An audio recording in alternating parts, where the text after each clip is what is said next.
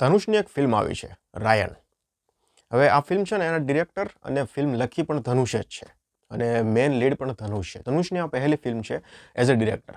એટલે as a director તમે film જોશો ને તો ખૂબ સારી બનાવી છે. તમને એવું નહીં લાગે કે ભાઈ આ ધનુષે પહેલી ફિલ્મ છે જે ડિરેક્ટ કરી છે. એટલે ડિરેક્શન ફિલ્મનું ખૂબ સારું છે. સ્ટોરીની તમને વાત કરું તો આ ટાઈપની સ્ટોરી મોસ્ટલી આપણે સાઉથ ફિલ્મોમાં બહુ જોઈ છે. આ એક રિવેન્જ ડ્રામા છે. ધનુષની ફેમિલી છે એને કોઈ આખું છે પતાવી દે છે. એટલે પછી આ ભાઈ નીકળે છે એનો રિવેન્જ લેવા, એનો બદલો લેવા. અને પછી એ ભાઈ છે અંડરવર્લ્ડમાં એન્ટ્રી કરી જાય છે.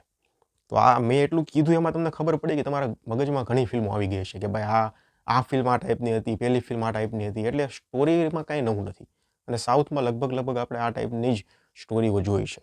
સ્ટોરી બાબતે જો તમે જોવા જશો ને તો નિરાશ થશો. પણ જે ફિલ્મનો એક્ઝિક્યુશન છે ને એ જબરજસ્ત છે. પ્લસ ફિલ્મમાં એક્શન સીન જે રીતે કોરિયોગ્રાફ થયા છે ને એ જબરજસ્ત છે. હા, થોડી જગ્યાએ તમને સ્લો મોશન થોડા વધારે પડતા કદાચ લાગી શકે, પણ એક્શન સીન એ જબરજસ્ત છે. જે રીતે એક્શન સીન કોરિયોગ્રાફ જે રીતે ડિઝાઇન થયા છે એ તમને ઇમ્પ્રેસ કરશે.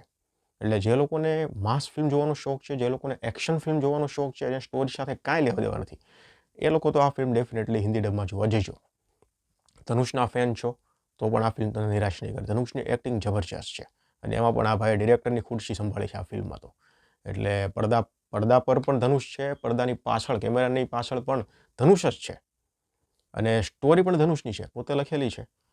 એટલે ઇન શોર્ટ તમને વાત એમ કરું છું કે નવું કંઈ નથી, પણ ફિલ્મ જે રીતે એક્ઝિક્યુટ કરેલી છે, જે રીતે ફિલ્મનો સ્ક્રીન પ્લે છે એ સારો છે.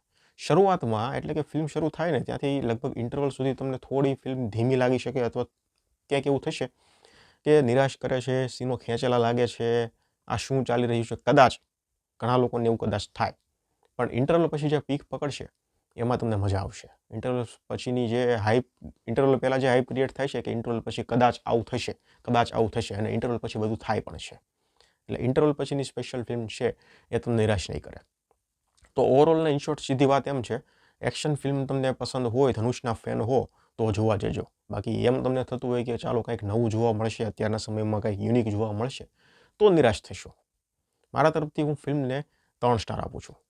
તમે જોઈ લીધી હોય તો મને કમેન્ટ સેક્શનમાં જણાવજો કેવી લાગી ફિલ્મ. ધન્યવાદ.